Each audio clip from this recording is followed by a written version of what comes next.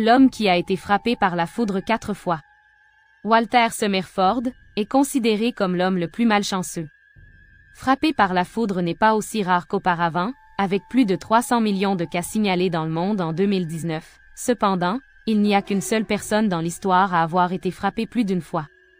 Walter Summerford est considéré comme la personne la plus malchanceuse de l'histoire car il a été frappé par la foudre à 3 reprises et une fois de plus après son décès. Beaucoup à l'époque pensaient qu'il avait été maudit par quelqu'un ou quelque chose. Si l'on regarde les chances d'être frappé par la foudre, il y a une chance sur 13 000, selon le National Storm Laboratory aux États-Unis. Nous pouvons considérer que sans de cela, la possibilité était encore plus petite car il n'y avait pas autant d'objets externes qui attireraient la foudre. Ce qui est encore plus surprenant, c'est que le taux de mortalité des coups de foudre est assez faible, car la plupart des personnes frappées survivent, mais elles finissent par développer des complications neurologiques et cardiovasculaires pouvant entraîner la mort en quelques années. Première fois. La première fois que Summerford a été frappé par la foudre, c'était pendant la Première Guerre mondiale. Walter Summerford était à l'époque un officier britannique issu d'une bonne famille anglaise. Il avait survécu à de nombreuses batailles tout en menant ses hommes en enfer, avec des chances de mort vertigineuses à chaque pas. Mais quelque chose de très inhabituel ferait sortir Summerford, quelque chose qu'aucun soldat n'aurait pu prévoir car ce serait le moindre de vos soucis sur un champ de bataille.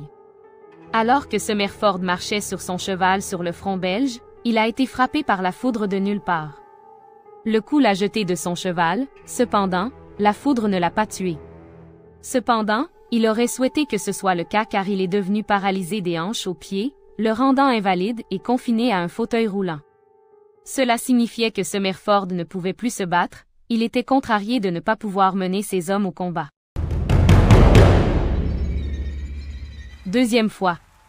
De nombreuses années s'étaient écoulées depuis son premier incident, et en tant que survivant, Summerford pensait que Dieu ou la foi lui donnerait une pause des choses dangereuses qui pourraient le tuer ou d'un coup de foudre, mais comme nous le savons tous, la vie fonctionne de manière mystérieuse, surtout basée sur cette histoire.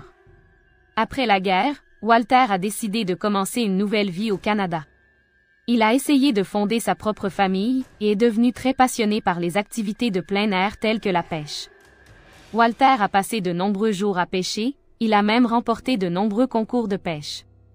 Sa paralysie causée par la première frappe ne l'a jamais empêché de réaliser ce qu'il voulait. Malheureusement, en 1924, lorsque Walter est allé pêcher, il a de nouveau été frappé par la foudre.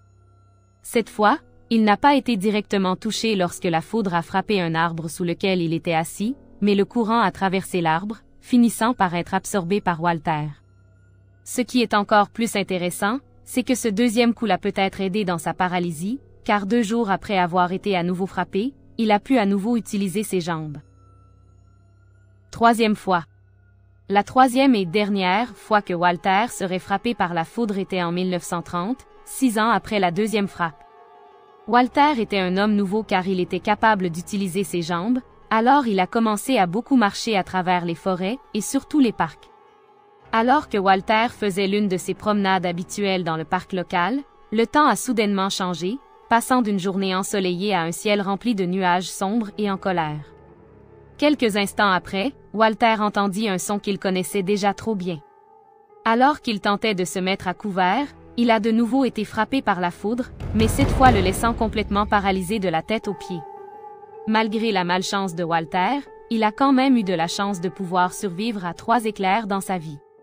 Pas de repos même après la mort.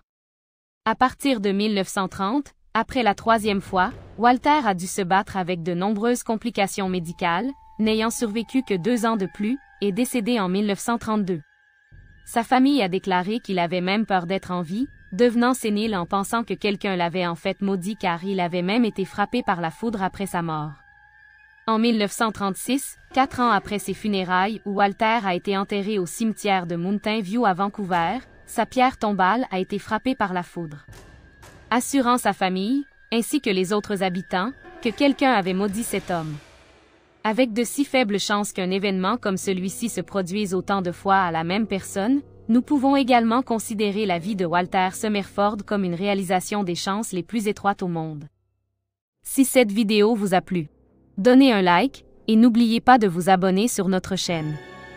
Si vous avez des commentaires ou des suggestions, n'hésitez pas à nous les donner. Delpé, c'est la chaîne du savoir caché. Merci. Et à bientôt pour une autre vidéo.